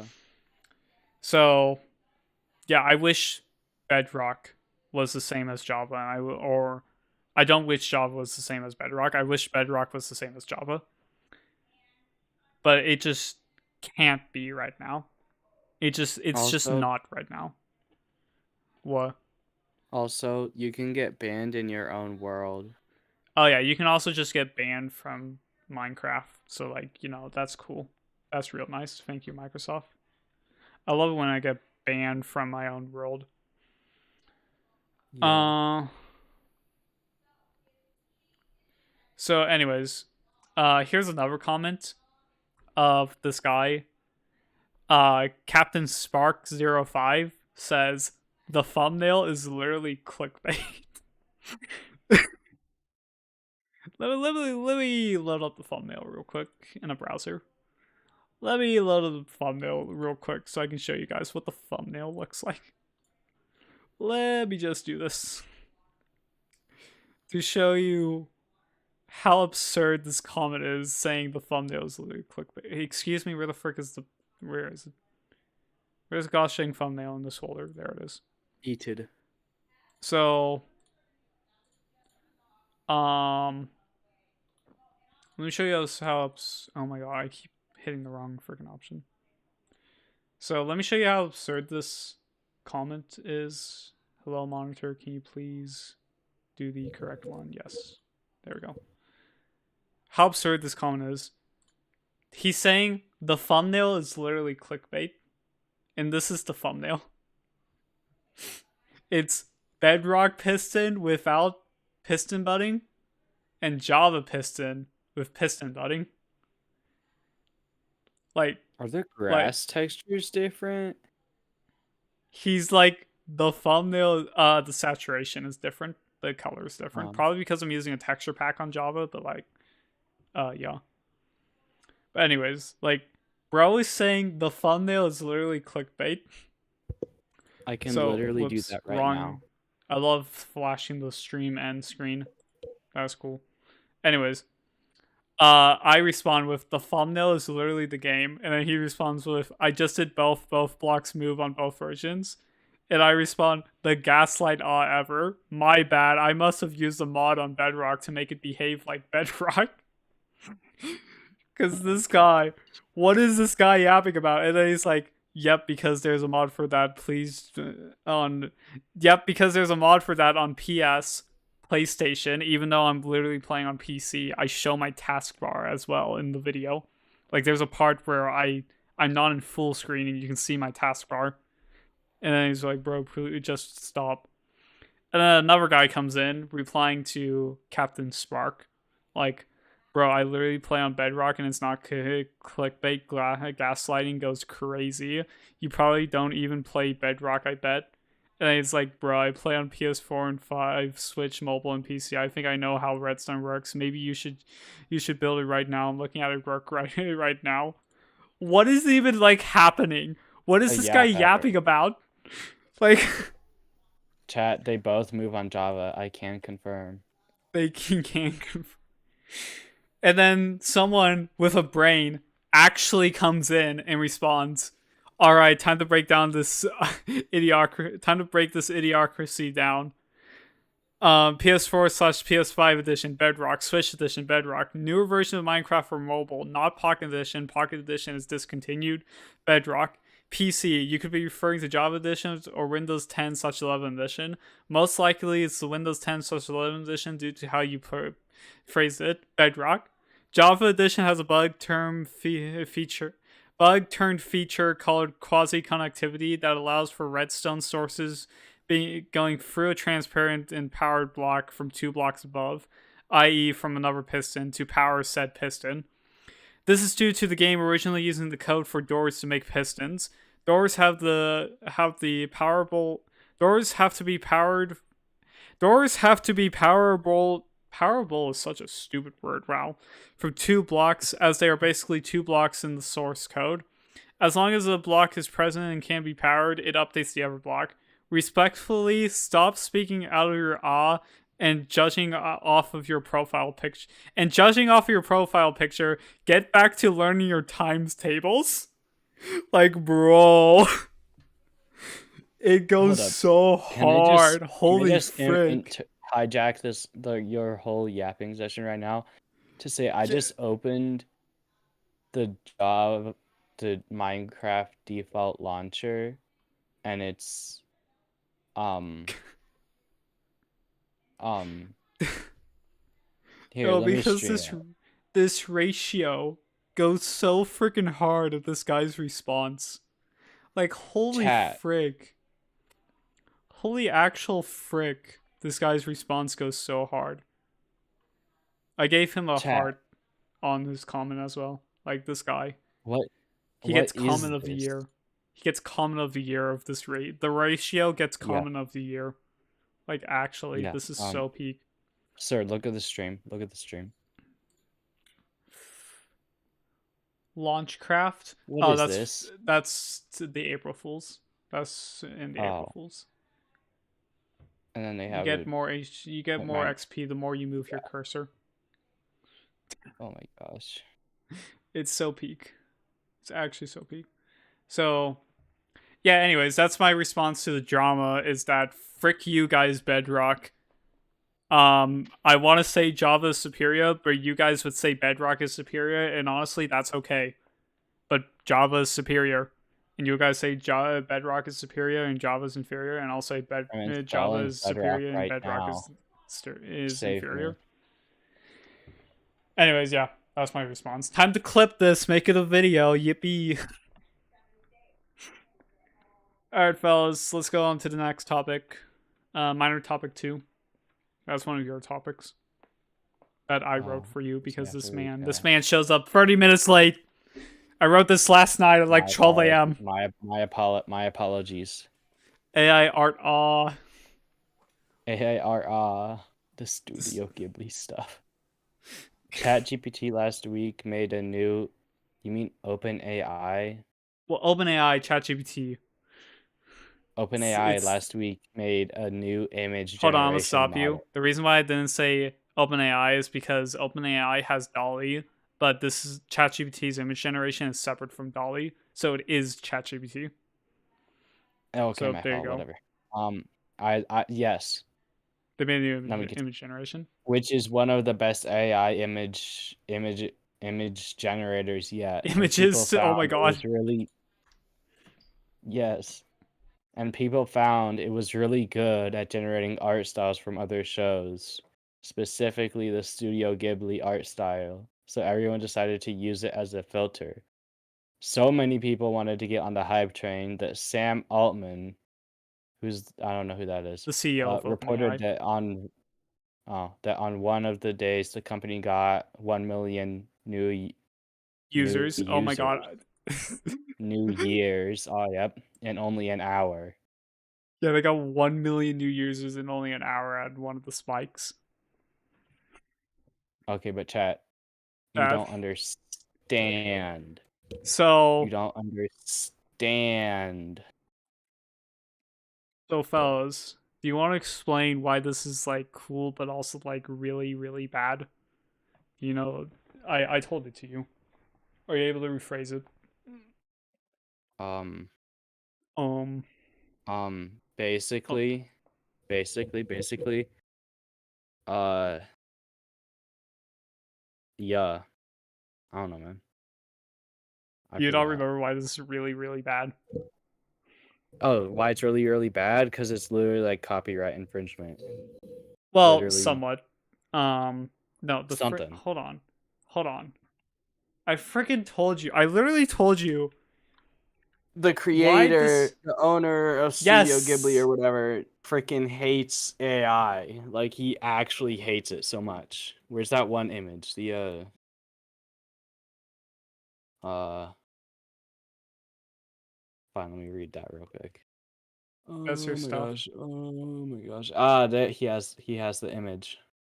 The funny The image. image ever. That The moment I image want ever. bro to explain this, even though I know it just exactly. Um, I don't fancy stuff. Oh yep, the image ever. yeah, so basically he out how the frick do you pronounce that? Hold on. Hayao? Hayao Miyazaki. Hayao Hayao Miyazaki. Miyazaki hates AI art with a burning passion. And it's Mm-hmm. insanely respectful because they're just copying the Studio Ghibli art style for every single image known to man. Yeah, it's really And disrespectful. it's like, God. It's like insanely disrespectful. So, um, yeah. Uh, Like, like, this is and really then, bad. and then Baby No Money or whatever is like, you know what? I'm gonna be the leader of anti-AI art Studio Ghibli thing Yeah, and just told everyone to go commission artists. this man went so base mode for an entire week and was like, nah. frick AI art. Go commission your artists. Like, yeah, Exactly. frick AI art. Go commission artists. Like, bro, this is stupid. He was like, Even bro, go like do it right now. Do it now. Will Go. Stenson, a musician we both like, he made a quote retreat from what's their faces called? FaZe Clan. FaZe Clan. If you don't know who FaZe Clan is, they're just a streamer group of a bunch of rich people, basically.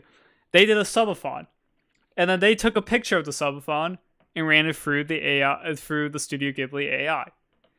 The thing is, these guys literally have the number of how many subs they got, which was over 100,000. That is $600,000 before cuts. Like, if at the end of the day, on subs alone, we're getting $10,000 each for each person in that image. Like, bro, like really?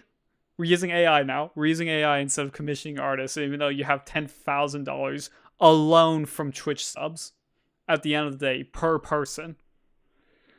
You And then Will Stenson made a quote retweet on that, which was, what if we just paid artists? And so many people got mad at him for it, even though he just said something based, and everyone's like, no, we can use AI to make it free. Yeah. Why is it 60? Yeah. Why is it 60 degrees FOV? No. Oh my god, I'm gonna blow up. I'm gonna freaking blow up. Yeah, I also tweeted something. I also made a tweet saying frick AI art. And then everyone was, because frick AI art hype train was going on, so I wanted to capitalize. Chat, what is this goofy game? Oh, did you get Bedrock working? Yes, let me stream this to you. Can you stream let me let you see the absolute. Should I put it on stream for real on God on God? You should. What is your skin?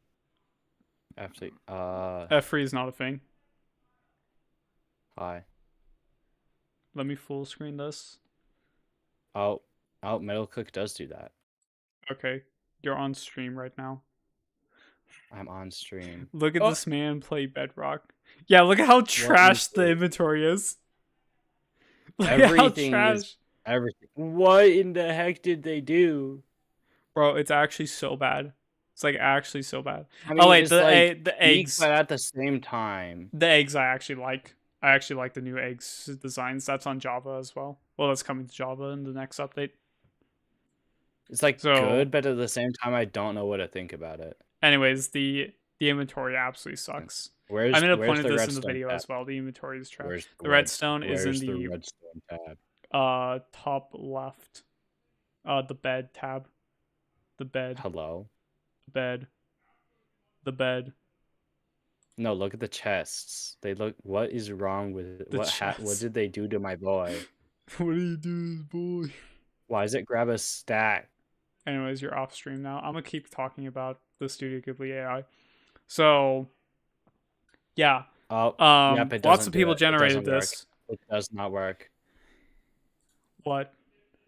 Oh, it does not work. QC does not work on Bedrock, confirmed by Arsonist. So, anyways, oh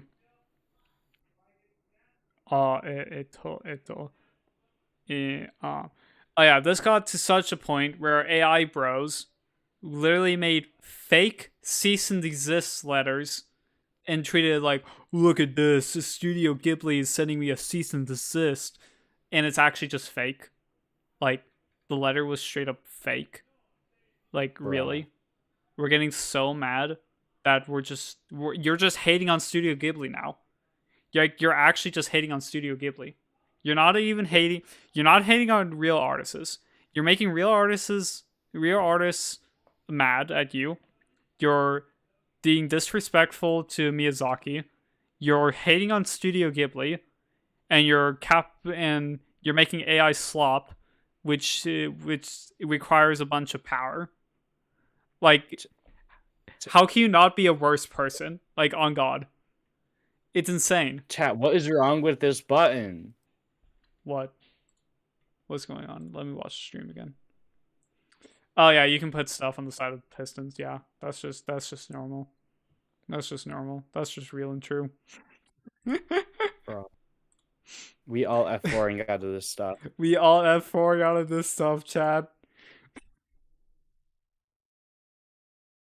Yeah. Uh, AI art. Studio Ghibli AR. Oh yeah, it also got to such a point where they literally had to rate limit users on the images because they were generating too much. They were generating too many images that they had to rate limit users. Literally, the paid $20 a month users, they had to rate limit them on the image generation because of how many they were using. That's how insane it got. Like, bruh. They're like, fake Studio Ghibli. Give me that. Oh, I wonder if I can find this image. Where is it?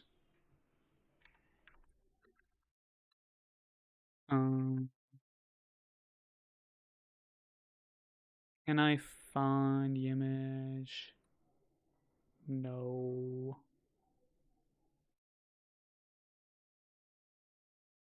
The frick? Oh. Okay.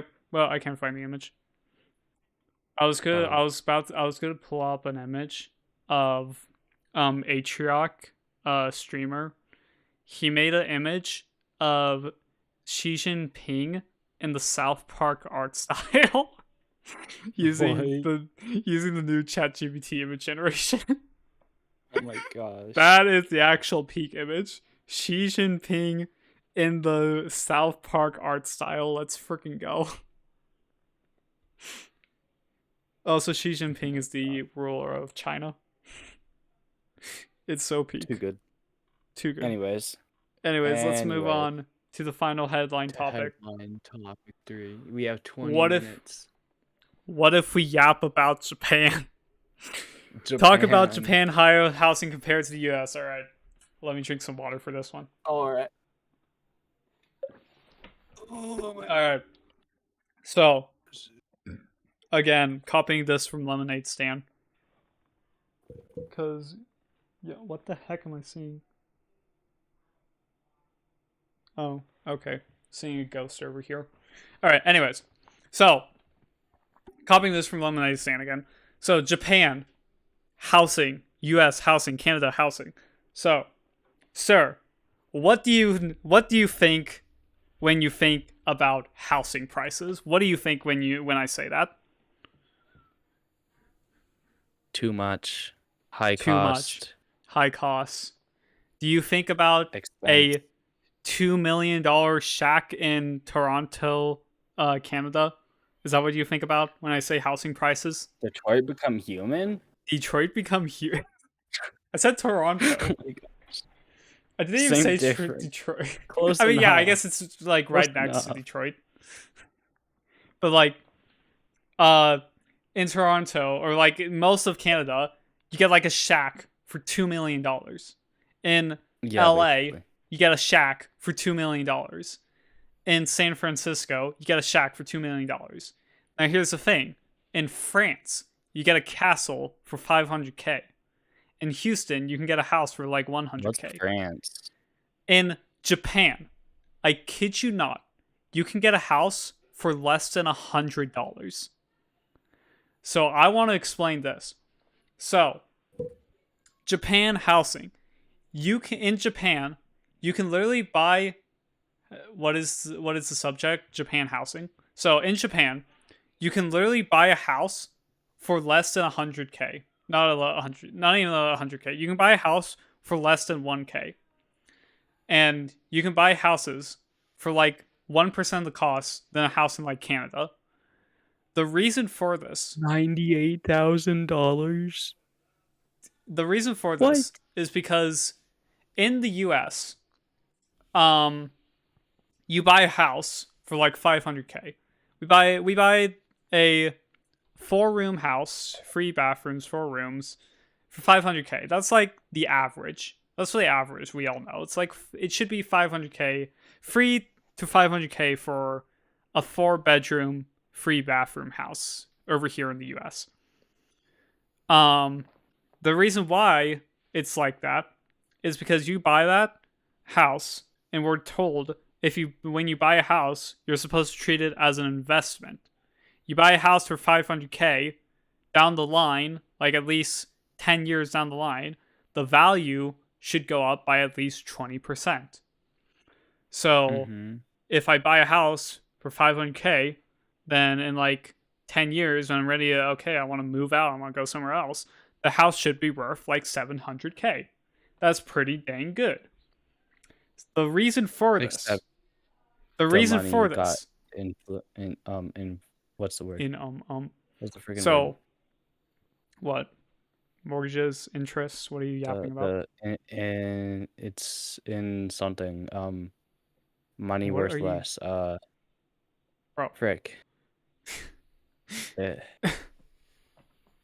I What are forgot a word. No. Can I keep explaining stuff? Yes, go talk. Go. Okay, so it's because we're told you buy a house for $500K, 10 years down the line, it's basically an investment. You get $200K profit from it because you're going to sell it for $700K. The reason for this is because if you buy a house, you don't want development. Because if there's no development, the price of your house goes up. If there's development, the price of your house goes down. So the thing in LA or San Francisco, like most of California and the big places, there is zero development. And also in Canada, there's zero development. So the thing about zero development is that, sure, you buy a house, your $500K house, look at that, it's now worth $5 million. That's a pretty dang good return rate. But the issue is that only you benefit, because now there is no development. Nothing is getting built. There is no houses. So when you don't buy houses, there is, a housing crisis, which is what we're seeing in Canada, California, and even Australia. There is housing crisis over there because nothing's getting built, and everything is so expensive because nothing's getting built. Now, here's the thing about Japan. This all ties back to Japan. Japan was like, nah, frick investments. Let me give you some context of zones. In America, there are 30,000 local governments that manage local zones, and there's like a lot of local zones and all that stuff that is managed by local governments and towns and stuff. So like, if a zone wants to be built around my town, and in fact, there was actually a zone built around my town, you have to go to a hearing at a court hearing. You have to say like, oh, I don't want this development to be made, or yeah, sure, I love the development to be made. That's how the court hearing works. In Japan, they're like, nah. There are 12 zones across the entire country that is managed on the full government level, which means if they just want to put a development zone next to your house, they can do that. You have no say. They just put a bunch of houses down. And even better, out of those 12 zones, 10 of them can be used for housing. So like, let's say you put down a food district zone, you can put housing there. You put down a shopping district zone, put housing there. You can put housing basically anywhere in Japan. So because of this, Japan housing is not an investment like in America or other places in the world. You buy a house to buy a house in Japan. You don't buy a house to make a return on it. You just buy the house to live there. And due to this, in Japan, you can have houses deteriorating value to the point of where I could buy a house with the money I have. Like, you could get a house for like $100 in Japan. That's how insanely cheap Japan houses can deteriorate too. The other thing, though, is that you may be thinking, wow, that's really good. $100? Well, that's sure, you get a house with it, but you get the land under it, right? Here's the gambit. Here's the catch. that Japan gotcha. The gotcha.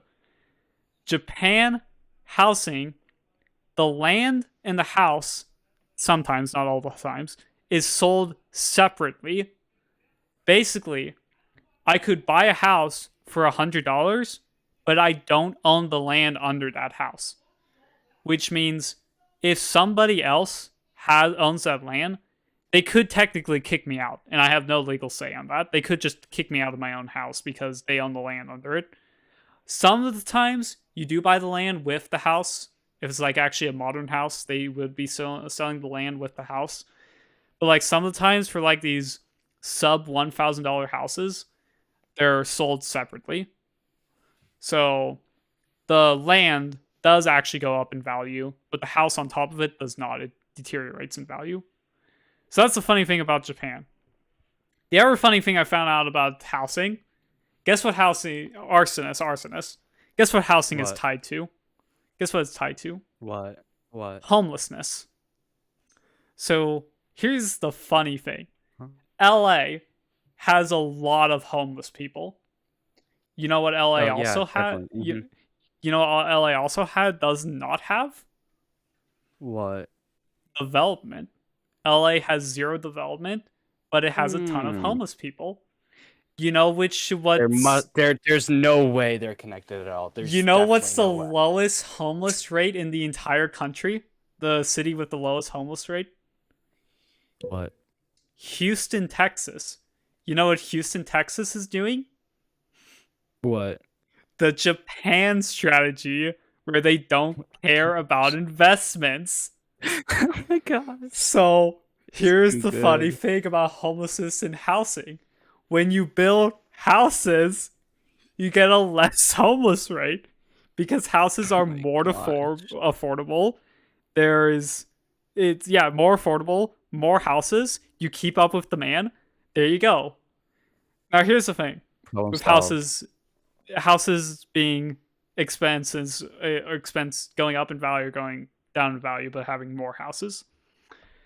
Only people above the age of 50 care about their house going up in value. Like, people who are above the age of 50 want their investment to go through because they are freaking greedy, and everyone is greedy. So they want their $500,000 investment to become a $1 million return rate. Like, that would be sick. The issue is... just invest in stocks. Well, they basically treat it as a stock. They legit treat their stock. That's not how houses work. That is exactly not how houses they treat work. it as an investment. That's somewhere for someone to live. Exactly, and they treat it as an investment, like they're gonna make a profit off of it after 10 years. Like, bro, it's so stupid. So then, only people above the age of 50 care about the value of their house going up. However, young people need houses.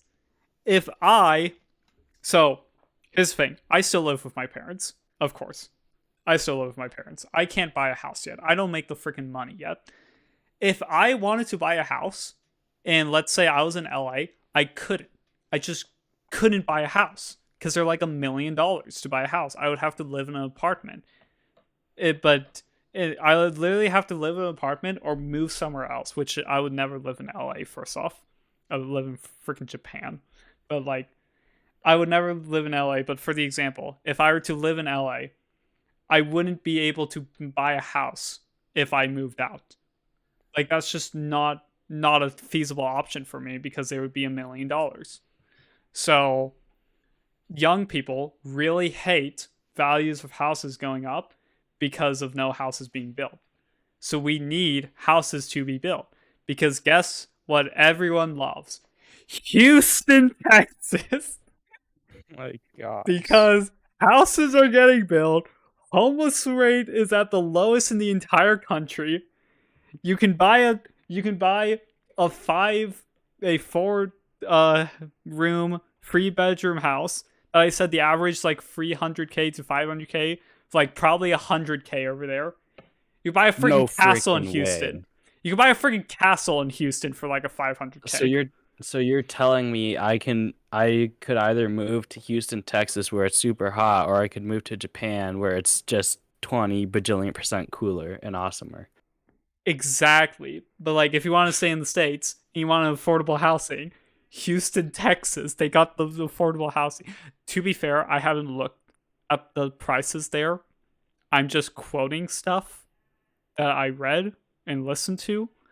I don't know if it's affordable, but they're doing development and not caring about prices going up. They're making prices go down, so that it's honestly really pog base thing from Houston. They make the price of houses go down, not up. Let's freaking go. It's too good. Yeah, Japan. Yeah, anyways, moving back to Japan. Yeah, Japan doesn't care about running zoning on a per what's it called? Per neighborhood level. So like just a few weeks ago, there was a hearing in my town to for a development being made in my town. We had to go to the hearing on that as a town. If I lived in Japan, I would have no say on that, and the government could just put the zoning there. And honestly, I don't care about the value of my house going up. I don't freaking think we shouldn't be treating houses as an investment. Like when you're put into adulthood, you're like, oh, we need to treat houses as an investment. That's how it works. No, we shouldn't. We really should not treat houses as an investment. So, yeah. Very peak. So yeah, Japan, they're just like, let's put out as many houses as we can. There's literally they have more supply than demand in Japan. That's how many houses there are, is that there is more supply in Japan than there is demand. That's why there are houses selling for less than $1,000, because the supply is much bigger than the demand. Where are you finding houses for less than $1,000? I don't know. My dad just sends me some listings. Oh. My dad, on God, just sends me some listings sometimes. We're like, bro, that's such a nice house, and you're telling me this is like $10K? Really? You can't even buy an apartment in LA for a month for a year for $10K. Actually, no. If it was $1,000 per month as an apartment in LA, then no, you couldn't match that for a year for a freaking house. Like, it's insane. It's actually insane. So yeah, Japan housing is so much more based because they don't care about freaking investments. Also, even better in Japan, you know how cars are somewhat a deteriorating value item as well? Mm-hmm. Like, you buy a car and you're not going to make a profit off of it. Like, this is a known fact. You buy a car, when you resell it or trade it in, you're not going to make as much as when you bought it. The thing about Japan, they don't got cars. You basically don't got cars. If you live in, unless you're on the countryside, but if you live like in the city, like if you lived in Osaka or Tokyo or I'm just naming big ones, Kyoto. If you lived in like those areas, you don't need a car. You just get around in trains. Oh my God, that's another entire other topic to talk about, bro. Trains. Public transport. We do not have 2 minutes to yap about public transport. Shut up. Fellas. Literally just shut up. What about the trains? You like Where's the trains? cheap houses in Japan? I don't know. I'll find you some after this. Okay. Anyways. Okay. Do we have a minute to do a 30-minute rant about trains in America not being in America?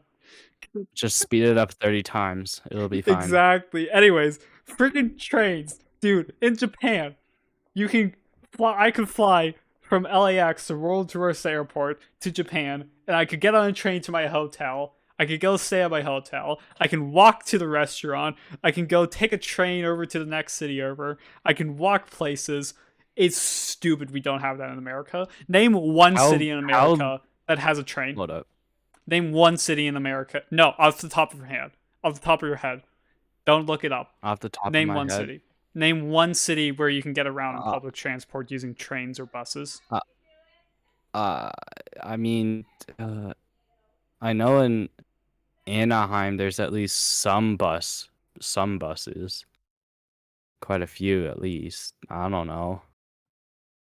Now name a city where you can get around in train in the US.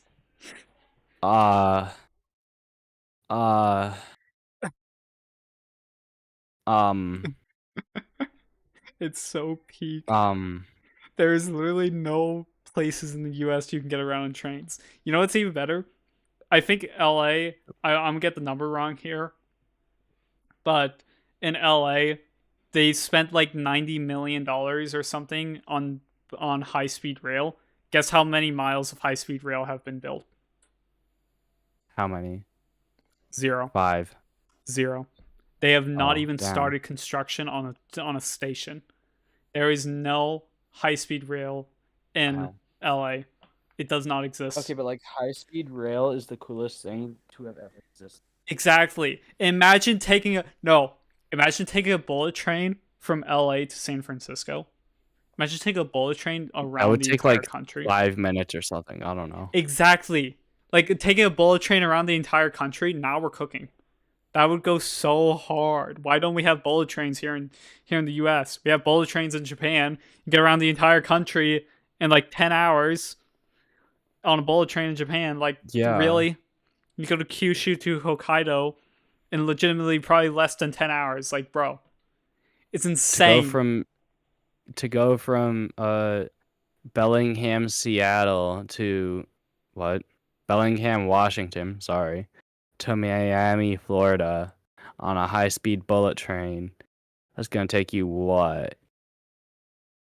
That would probably be a 2-day trip. Actually, you could probably do it overnight trip.